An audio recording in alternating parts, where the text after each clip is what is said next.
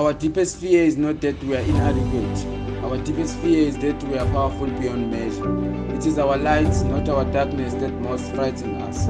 We ask ourselves who I am to be brilliant, gorgeous, talented, and fabulous. Actually, who are you not to be?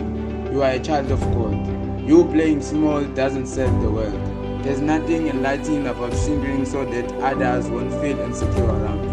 We were born to make manifest the glory of God that is within us.